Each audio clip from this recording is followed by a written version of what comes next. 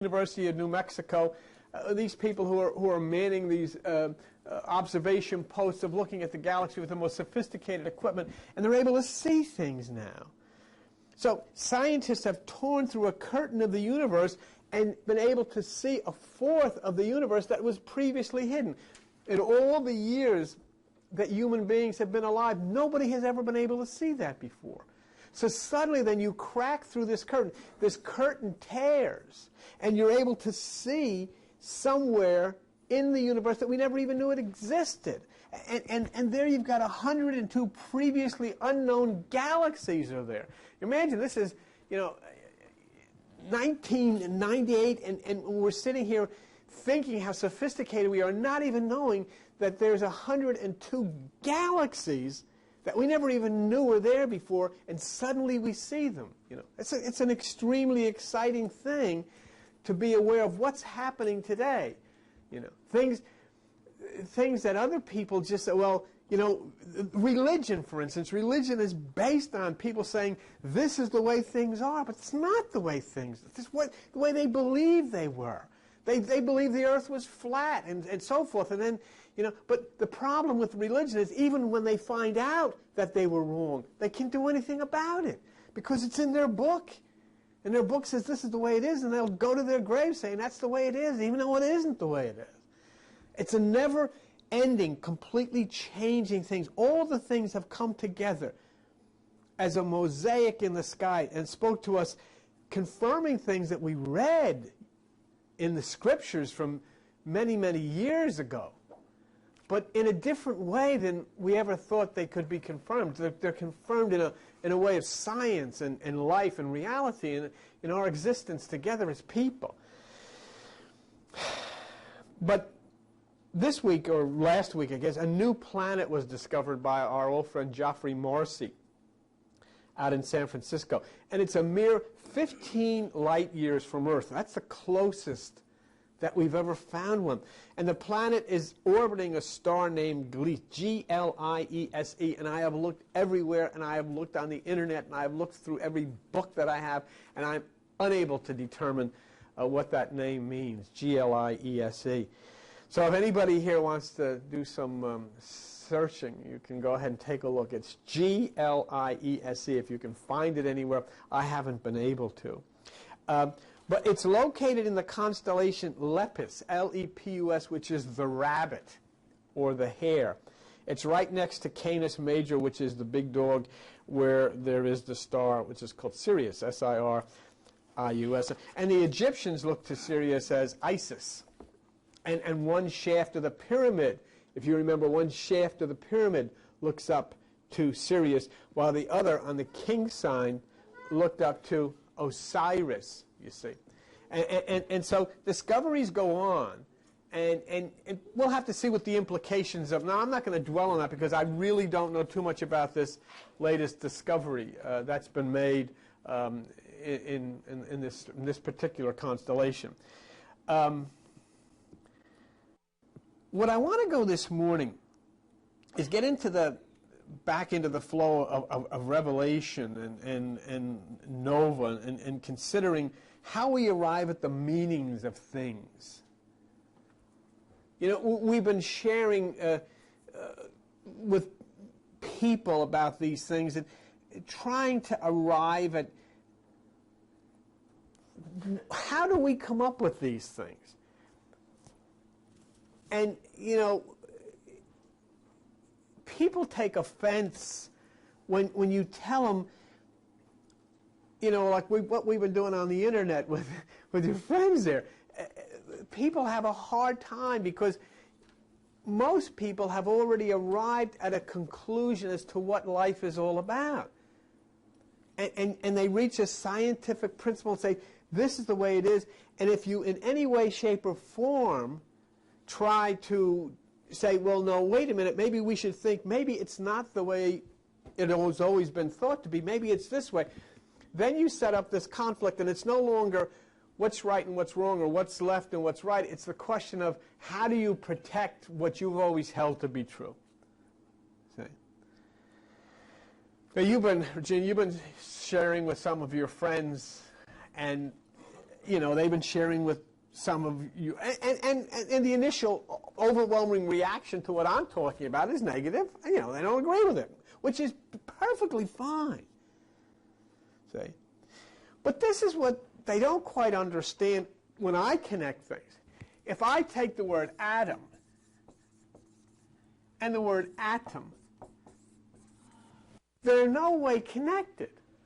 They have no relationship to the two of them. If I take the word angel and I take the word angle, they're no way connected. There's no connection between the two of them at all. Of course they have no connection. Yet we have connected them, say.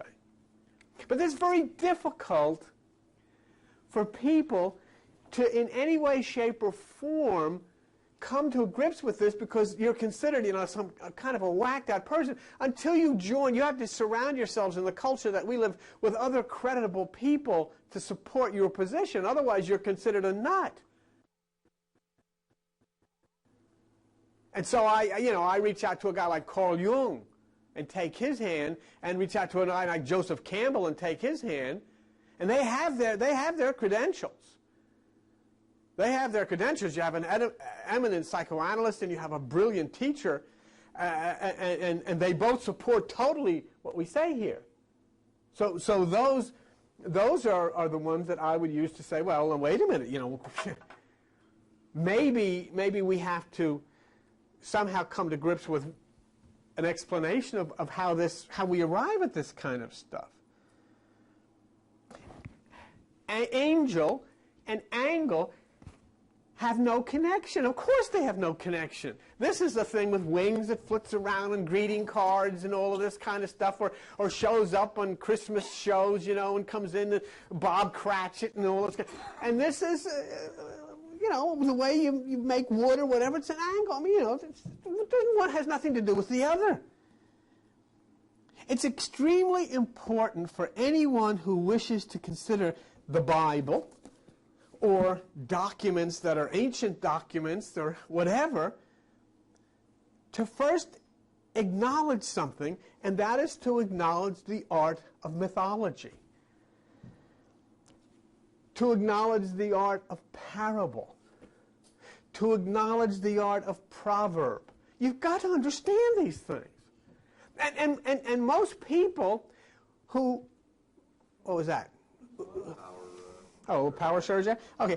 Most people simply will say, no, this can't be. It's not the way it is, without ever looking at proverb and allegory and the like. The whole purpose of our work is to analyze the Bible and other ancient documents to see if there's anything contained within the words that's relevant. I spent my whole life going to churches and schools where they had the Bible and all this stuff, and I thought it was totally irrelevant. I mean, I wasn't one bit interested in anything it had to say, because it wasn't relevant to life. But now I'm beginning to see things differently, and I'm beginning to understand things differently.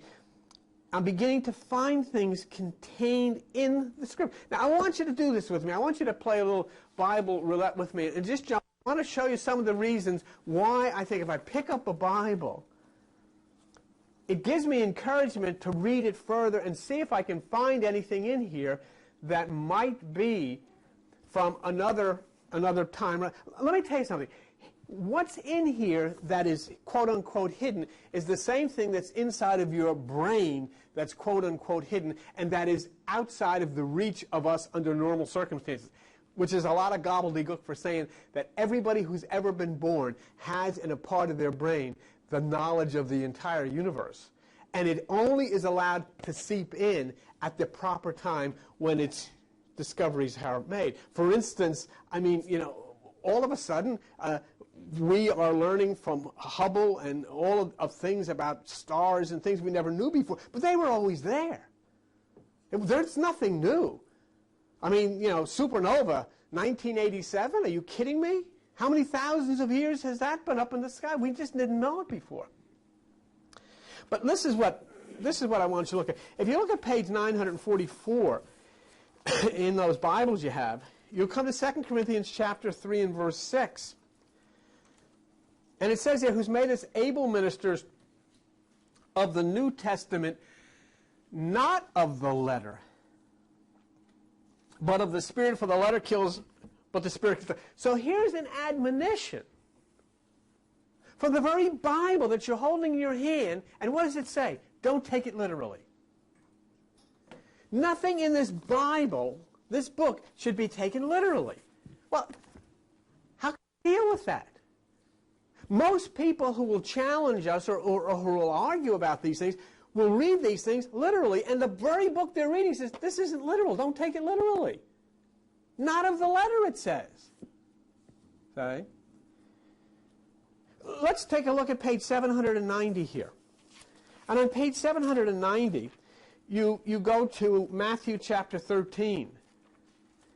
And in Matthew chapter 13, if you look at verse 34, Matthew chapter 13, verse 30, all of these things spoke Jesus unto the multitudes in parables, and without a parable he spoke not to them.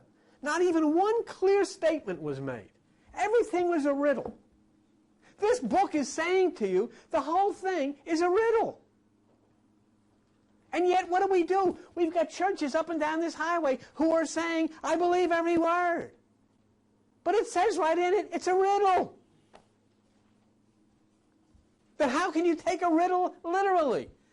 But a riddle is extremely important once you're able to understand it. Now you're talking about a coded message. Well, what is that about? What kind of a coded message? What could it be? See? I have here marked on Matthew 13, verse 14. Oh, okay. Here it is. And in them is fulfilled the prophecy.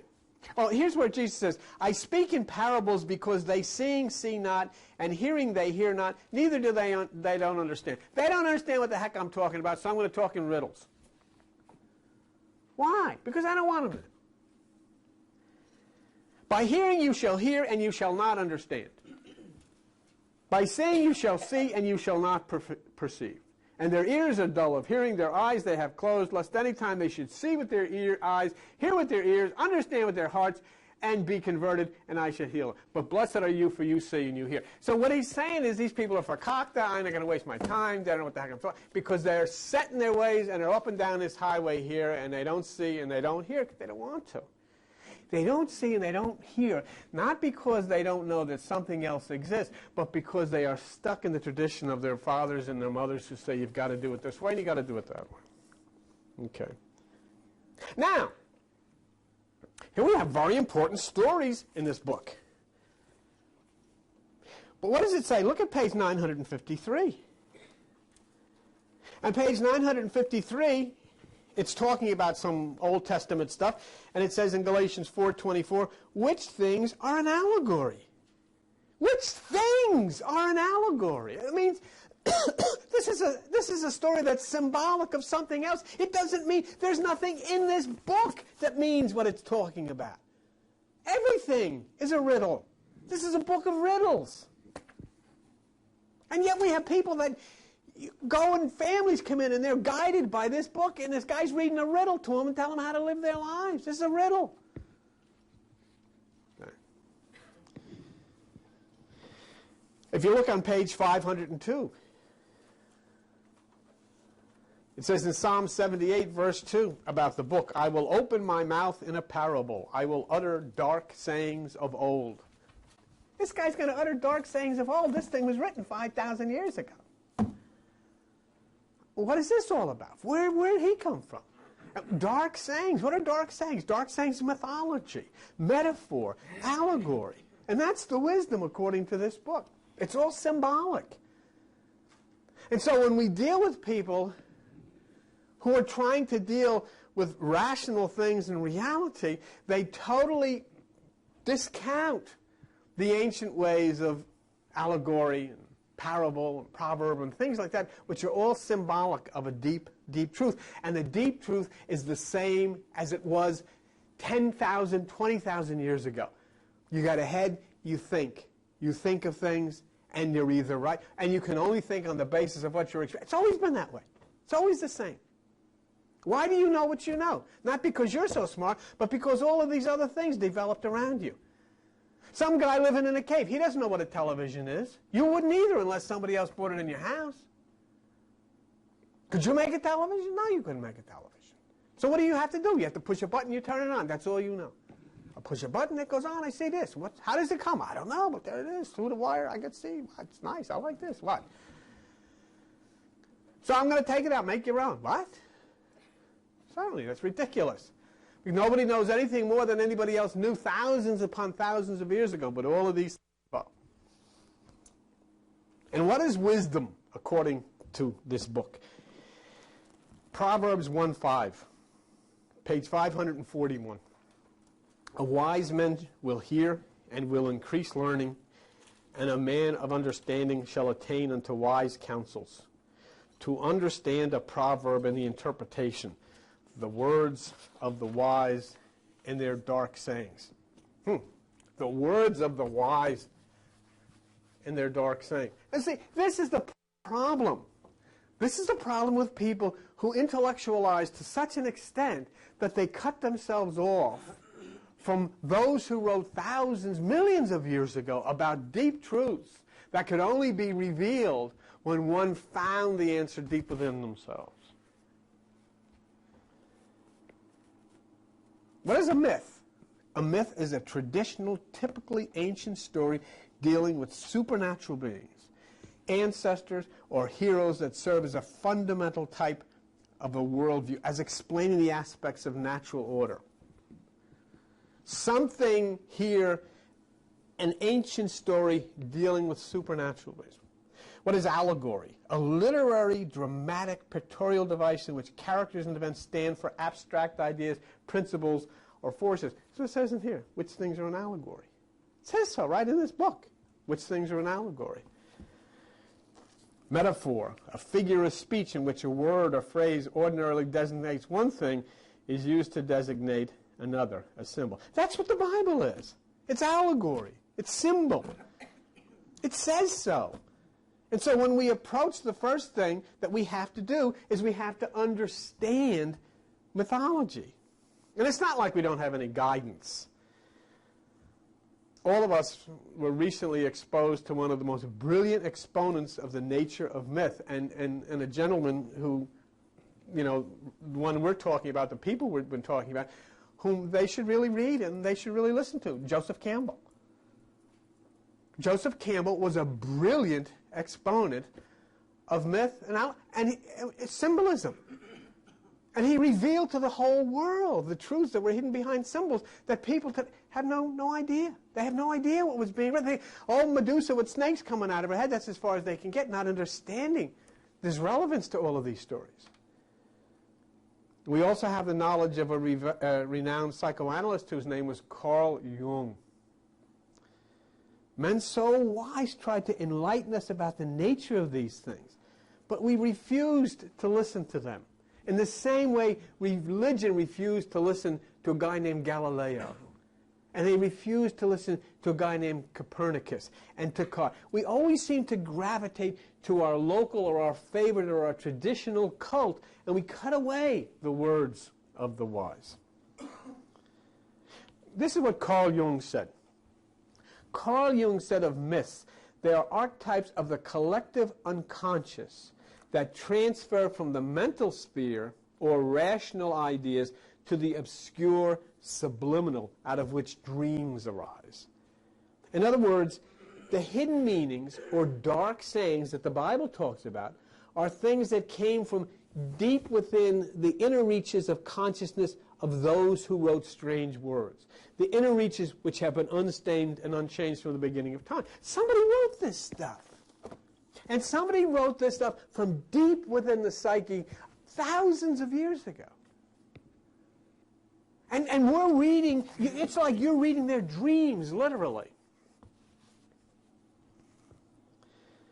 For even though the outer mechanics have changed, the inner reaches of the human mind which produce the myths in the Bible have always been the same. Joseph Campbell, Do you know Joseph Campbell? I mean, everybody who questions this or who takes a position that this is completely wrong should be forced to sit down and watch Joseph Campbell. Argue with Joseph Campbell. Joseph Campbell follows the lead of Carl Jung and says, myths and dreams are motivated from a single psychophysiological source, the human imagination moved by conflicting urgencies bringing forth from deep within. Deep within is where this stuff comes from. As the imagery of a dream is a symbol of the psychological state of the dreamer, you and me, mythology is a symbol of the psychological state of the human race. Great stuff. See? And these are the people that, you know, we really want to say, gosh, you know, could there be something to what they're talking about? It's like the 100 monkey idea, you know? They know what to do because it's within them. They have no ideas that monkeys on the other side of the earth are doing the same thing. It comes from within them. They got to wash the monkey cannot wash his food unless he's near a body of water. But when he is, he knows what to do. The human race cannot see supernova in 1987A unless there's a Hubble up in the sky to show you the picture. You couldn't see it. You would never know it's there. Somebody had to develop, through the evolution of consciousness, the intelligence to put together this Hubble, point it up into the sky, and then you could say, wow, look what's there. Because now your evolution of your brain has reached a point where you now can see the eye in the sky. You couldn't see the eye in the sky until you had evolved consciously to the intelligence of being able to do this. Now you are. The monkey has to wait for the water. In order to wash his food, we have to wait for Hubble. And now it's arrived. So we've evolved. But deep within lies the truth, regardless of how ancient it may be. And that's what's so interesting about this. So one ancient person can write in mythological terms about anatomy that hasn't been discovered yet, and about cosmic things that haven't been discovered yet. It's all within each of us. Everything is within each of us. I mean, don't you understand? You and me are no different than the people that lived thousands upon thousands of years ago, except we benefit from the time and evolution that has gone past, and we've learned the thing. There's nothing there that they couldn't have done. Moses didn't have to walk across the desert. He could take a cab. He could have flew. What did he walk for? I don't know where this is. What is he going? Why not take a plane? What the heck are you doing this? They hadn't evolved. But the knowledge to build planes was there. They hadn't evolved. It wasn't hidden. It was in everybody's mind. Hadn't evolved. So,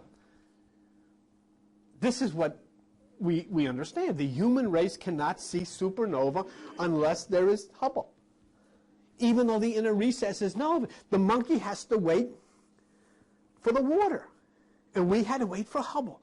But still deep inside was that truth, waiting to come out as soon as we stumbled on the vehicle that would show it to us. We stumbled on Hubble, and now we see supernova.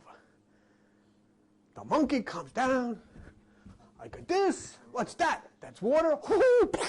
Ah, that tastes a lot better. I got all the sand all over it. Why? So one thing has to wait for the other. Thus, an ancient person, just think, an ancient person can write in mythological terms about anatomy that hasn't been discovered yet and about cosmic things that haven't been discovered yet. It's all within each of us. And as soon as the outer activity appears, it can be compared to what initially came out in the inner, in the form of myth. M-Y-T-H. In his book, The Inner Reaches of Outer Space, Joseph Campbell sums up more beautifully than anyone I've ever read exactly what this is all about. Joseph Campbell says this. Get this. This is great. This is my kind of guy. Quote Joseph Campbell, "A definition of religion, misunderstood mythology." Is that great? Misunderstood mythology. That's what religion is. And Campbell goes on. the virgin birth, the promised land as a portion of the Near East to be claimed and settled by a people chosen of God. The term God to be understood as denoted an actual, invisible, masculine personality who created the universe and is now resident in an invisible yet actual heaven to which the justified will go when they join to their resurrected bodies. And Campbell says, what in the name of reason or truth is a modern mind to make of such evident nonsense? Finally, the Upanishads of Hare Krishna speak to the matter thusly. Just as those who do not know the spot might pass time and again over a hidden treasure without discovering it, so do all the creatures of this world pass daily into that Brahma world, deep within themselves, without discovering it, because they are distracted by false ideas. Or as Jesus in the Bible says, they look and look, but they don't see. They listen and listen, but they don't hear. So if you try to explain to someone who has no knowledge of the underlying origin of myth or metaphor about Adam and atom, if you try to explain that, they will rightly say that the words have nothing in common, because it's true. The words have nothing in common. If you try to explain that an angle is an angel, they will say, no. The words have nothing in common. I will give you that. But the lack of understanding of the nature of myth, with which Joseph Campbell talked about, directs one to the intellectual construction of the word itself without considering the physical activities spoken of in both the document and the scientific reality in which we live. Adam and atom sound alike. But that's not my basis for the assumption that they're the same. Okay? What I am saying to you is I am saying that Adam and atom are the same. But I am not saying because of the fact that they sound alike, are they the same? The basis for the assumption is the physical activity spoken of in the document, and the scientific reality spoken of through science and of those who have taught us and where we live.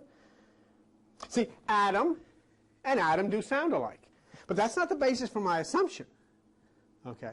That's not it. Now, the Bible says that Adam had a rib removed, and this caused Eve to be created. And there was from that point, there was a chain reaction of creation. In other words, the object Adam was impacted by a stronger object called God.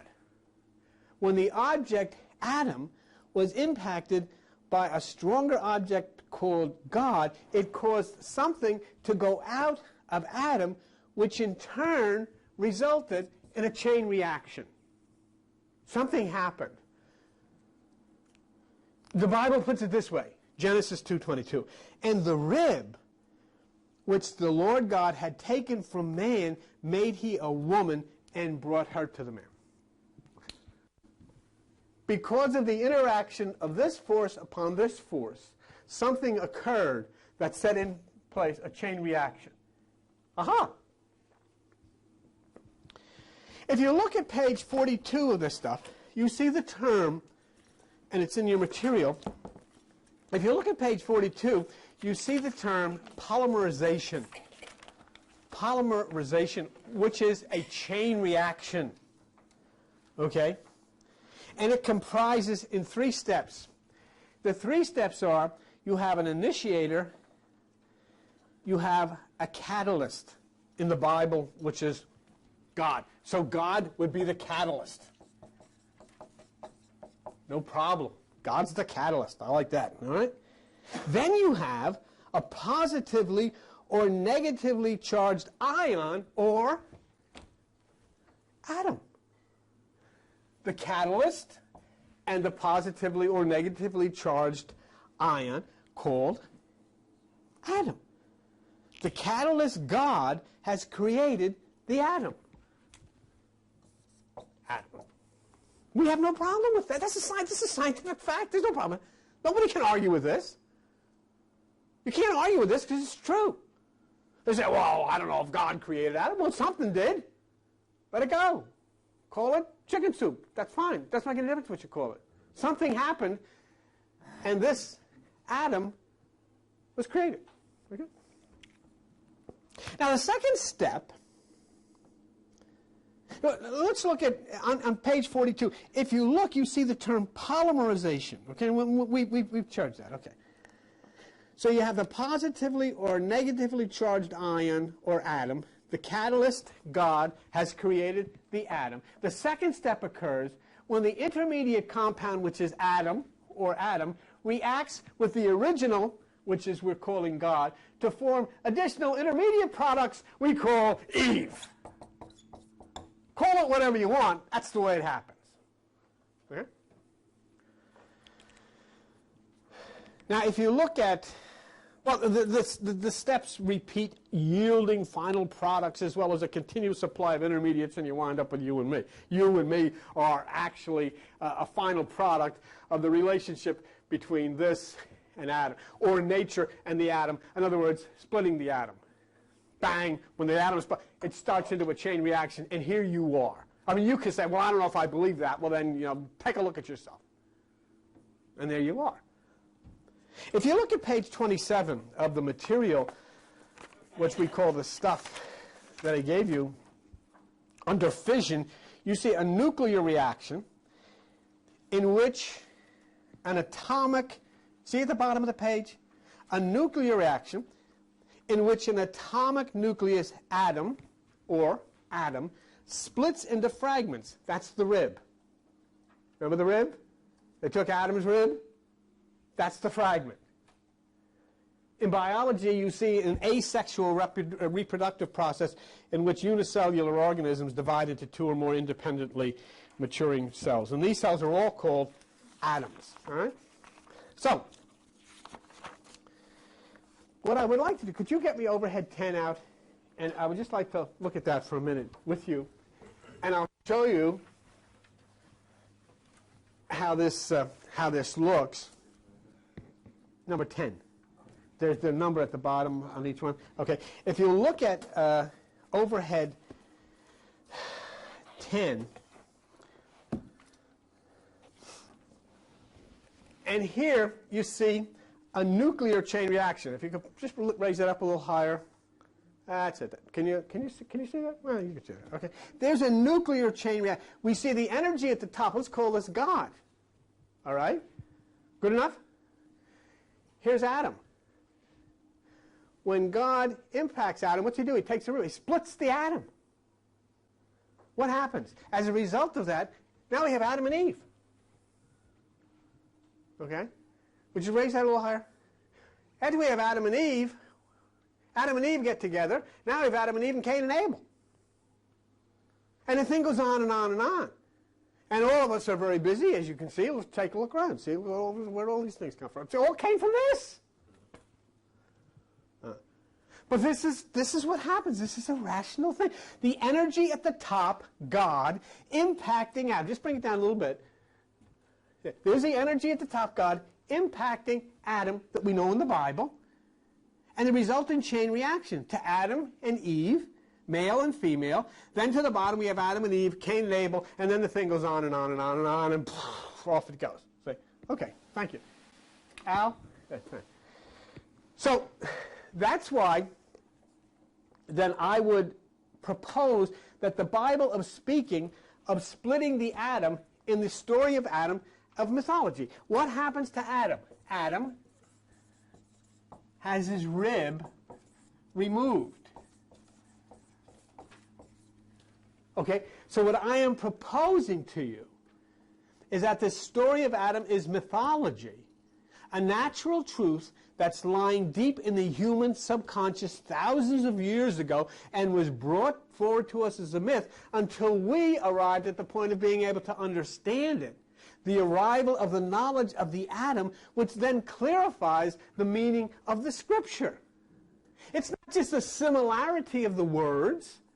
What is it that can have something taken from it, and as a result of that act of something being taken from it, go into a chain reaction of replication? So when this atom is split and the rib is removed, we then have a chain reaction of replication that we know biblically as Eve.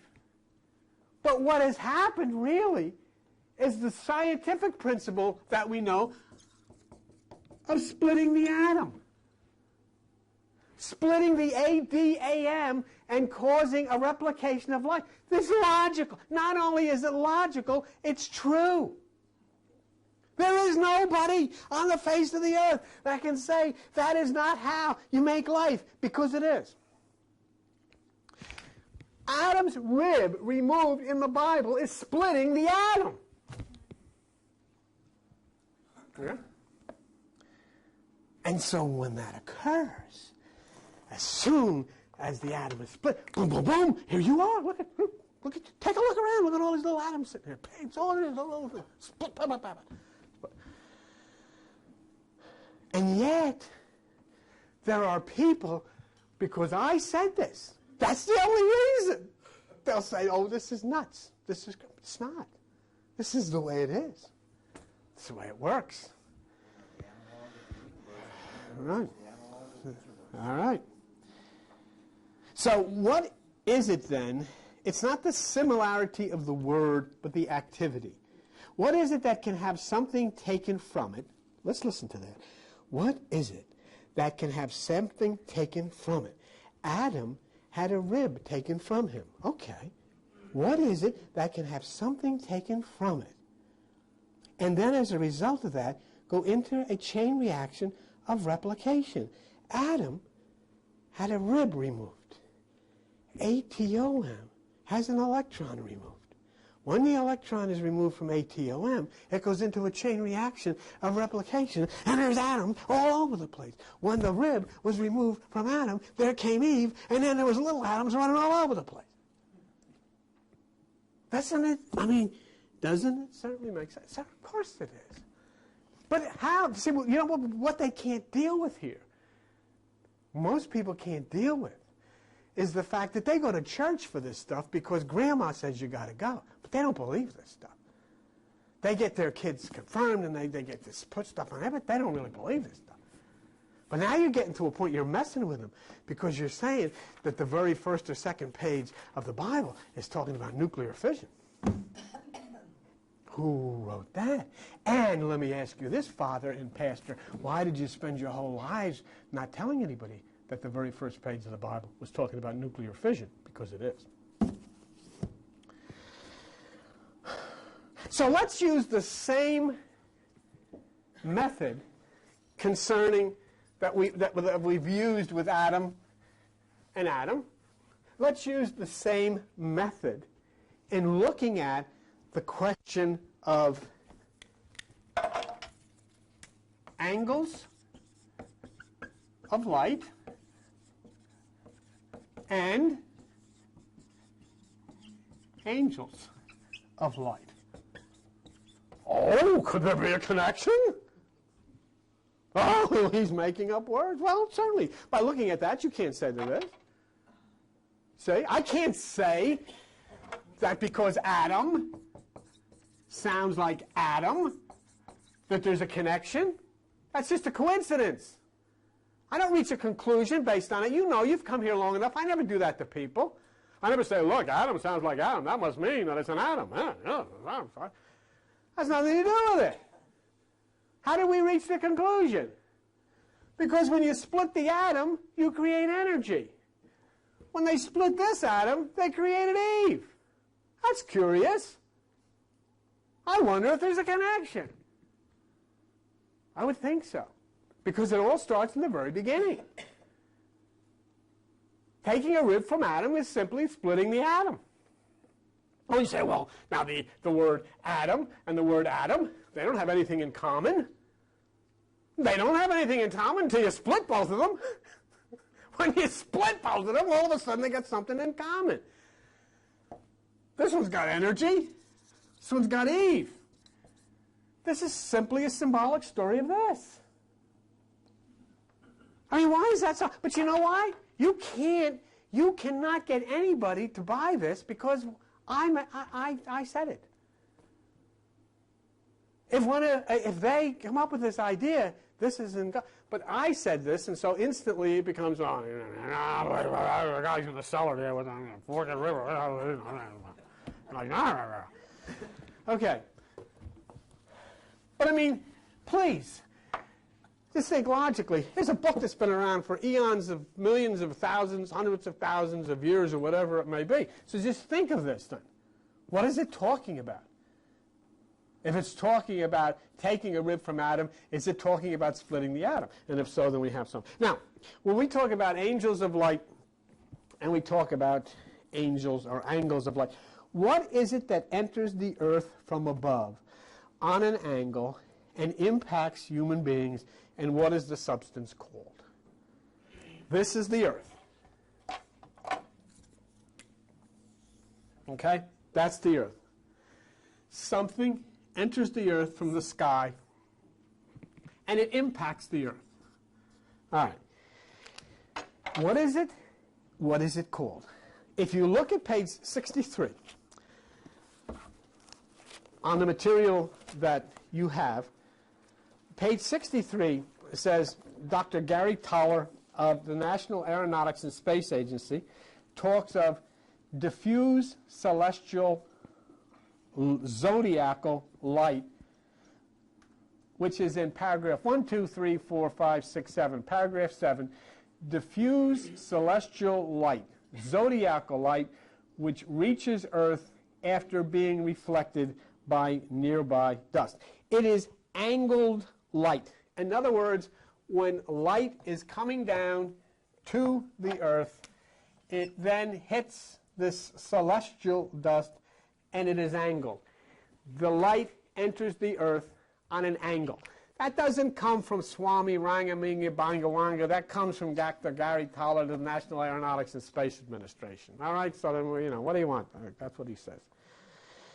On page 78 of this material, you see under reflection and refraction the subject of the angle of an arriving ray of light. You see, 1, 2, 3, the third paragraph down, reflection and refraction. The angle of incidence is the angle between the arriving ray and a line perpendicular, blah, blah, blah. The angle of reflection, last sentence in that particular paragraph. If a ray arrives at an angle in a substance with a higher, it is bent towards a perpendicular, blah, blah, bent away from it, blah, blah. Okay. Anyhow, what we're talking about, what is it that they're talking about there? They're talking about an angle of light. The angle of light impacts the Earth, and the angle of light impacts the people who live on the Earth. Now, if you look at the very last paragraph on page 78 of the material that you have there, it talks of light arriving at the edge of an object and is diffracted or bent. Do you see that? Light, very last paragraph, light arriving at the edge of an object is diffracted or bent. Diffracted or bent light is an angle of light. Okay? It is light arriving at an angle. It is an angle of light. Okay, fine. Now, if you look at the second paragraph in that page, under the nature of light, you see that light is streams of packets of energy called photons. It's an interesting word. Photons. Okay? Then this statement. That is the second paragraph. The statement is, The concept of photons is used to explain the interactions of light and matter. Light from above coming down and interacting with matter. Light, which is the angle of light, comes down from above and interacts with matter, that's you and me. In other words, you receive from an angle of light, or you receive from an angel of light. I understand it makes too much sense, and that's scary, but nonetheless, that's what it is. All right? But this is difficult. It's very difficult for people who, go off and these things in science and so forth, to just come to the basics. Anybody can understand this. I think this upsets a lot of people who are, so scholarly about this and so pompous about this stuff. They want to understand, why should she understand this? Anybody can understand this. Light enters the earth on an angle. And it's an angle of light. And it interacts with it. Now, if you go to page 71 of the material, the stuff that you have, you see what this light that comes down at an angle from above and interacts with us is called other than photon. Okay? On page 71, under that, you see, under gauge boson, you see that these are called what? What are these angles of light called? Messenger particles. They're messengers. I didn't say that. No religion said that. This, if you look at the very top, comes from the Encyclopedia of Science. Okay? Fundamental particles that act as messenger particles. These are angles of light that come from above. They are messengers. Come on! What is it when the angel comes? And the angel came and appeared to the Virgin. I have a message. What? Oh, you must be a messenger particle. Yeah, I read about you. You're a gauge boson. Yeah, my last name is Boson. That's what it is. I mean, you've got it here. This isn't from any whack that. This is from encyclopedias. That's what it is. It's a messenger particle.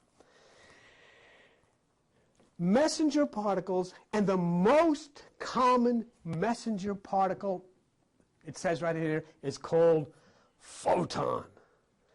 So the photon, which is an angle of light from above, which interacts with us, and is called a messenger.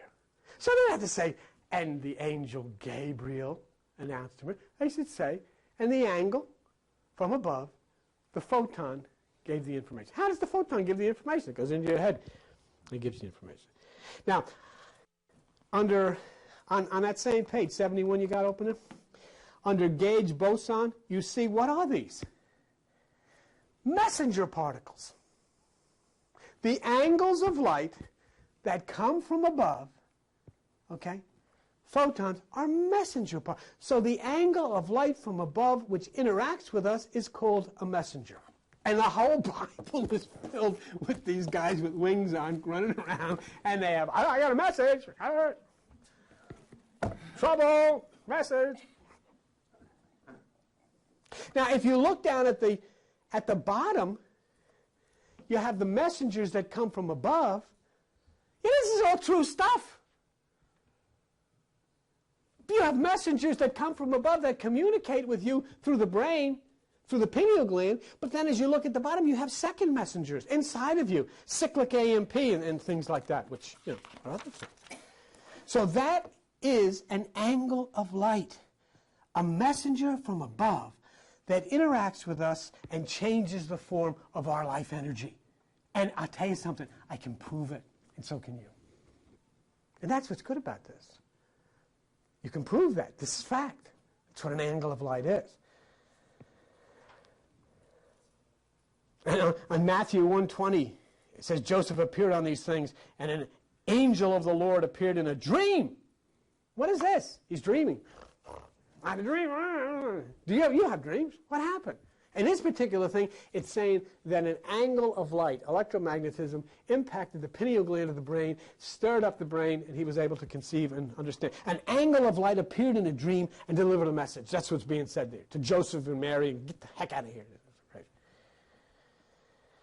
In Acts 7:38, it says, "This is he that was in the church in the wilderness, which the angel which spoke to him in Mount Sinai." In other words, the oracles of the message was delivered by the messenger who was the angel, or the angle of light. Revelation 5:2, "And I saw a strong angel proclaiming with a loud voice, who's worthy to open the book?" Messengers are angels. This is the angles of light. The messenger particles are angels. The messenger particles are angles. And they come down from above and they interact with you. And when you are open to the angle of light, then the message is delivered to you. The problem is most people are closed, totally closed to the angle of light. And they are not, because they're not meditating, they're not practicing the single eye. The eye is closed and the light cannot get through. That's why I look at angels of light and angles of light as the same. Not because their roots are similar, but this part, which is the similarity of words, can only be considered after one establishes the identical result. The activity has to be the same before the word. So we can do now, it's a final exercise in this phenomena, is if you look on page 14I, which we'll be done with, but if you look on page 14I, you see something interesting. You see that the word angel is from the Latin angelus. Okay? And then you see that the word angle is from the Latin angel. The word angle is from angel. Isn't that interesting? Wait a minute. Little sec. The word angle is from the word angel. And so then an angle of light, which impacts the brain, is an angel of light. Consider this last point. You all know what a fish is. They swim in the water. Fish are considered brain food. In mythology, the fish is considered the higher self. Kabbalah says God had his dwelling in the great sea and was a fish. The fish swallowed Jonah. It's mythology. St. Augustine says of Jesus, he is a fish that lives in the midst of the waters. And the symbol of Christ, wherever Christ went, was a fish.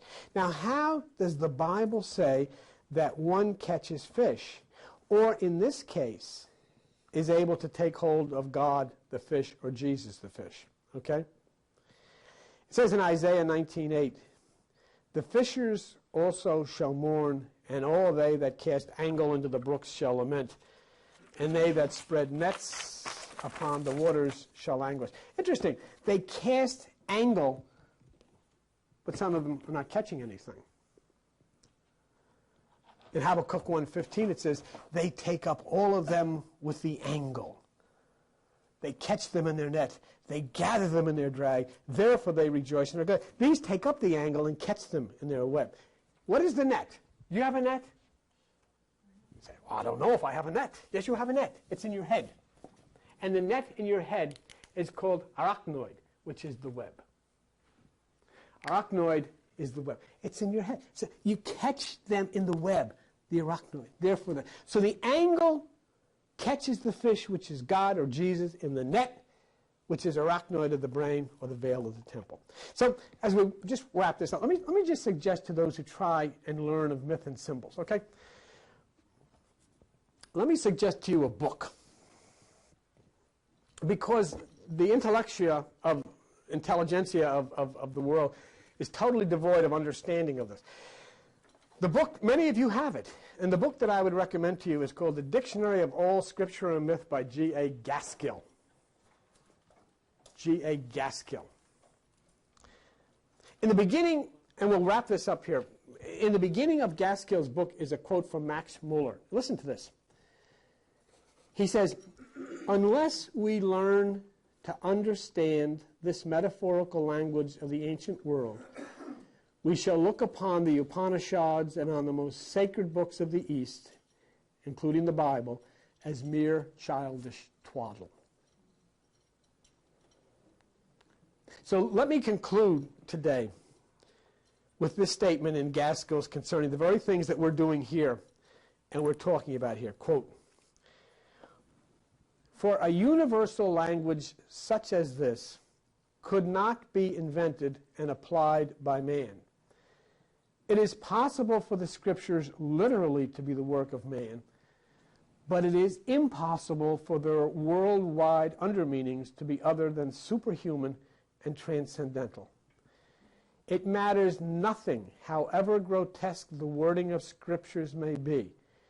It is the symbolism alone which is precious and worthy of our best efforts to elucidate. And that was written by Mr. Gaskell. And so when we become so intelligent and so brilliant that we miss everything, then we've accomplished nothing. There is nothing that is written that any of you that were sitting here this morning were not able to understand. And these are the most complex things of the nature of God. Allowing every generation to live and to grow and to mature until finally your time comes. And when your time comes, it happens after the brilliant ones of the earth have been able to construct a rocket and send the rocket into space and position their telescope in space. And after they've done that, and they turn it on, and they look, and there they see supernova. There they see the eye in the sky. And then all starts to unfold in God's great mystery, because you have reached the point of understanding. You cannot take your child from the first grade and begin teaching mythology. You cannot take your child in the first grade and begin teaching trigonometry. But when the child reaches the 5th, 6th, 7th, and 8th grade, you can start introducing these things subtly until finally the child has a cap and gown, and under his arm or under her arm has his diploma. Because now she or he has proven, I understand. You are at the point in the evolution of humanity on the planet Earth where you are to receive your diploma. You are now sitting, taking a test, looking at the realization that, I can understand. Now I can be part of this great cosmic thing which is about to take place on the earth and in the sky, all over the universe. It is our turn now. It is our turn to learn. It is our turn to be part of it. And there is nothing, absolutely nothing, that has been said in here that should transcend the ability of any of you to learn, regardless of whatever education you may or may not have had. It is yours. It is your life. It is your love. It is your future. It is your God. It is your sign glistening in the sky, glistening in the heavens, the eye in the sky, which is on fire and which will fully blaze between now and the year 2000. And knowing that and understanding how it has been laid out for you, sit in your meditation, whether it be here or whether it be at your home, and just allow this thing to come to life within you. And do not worry about those who would make fun of what you know, because the story of the Christ in the Bible is the story of you. They didn't understand him either.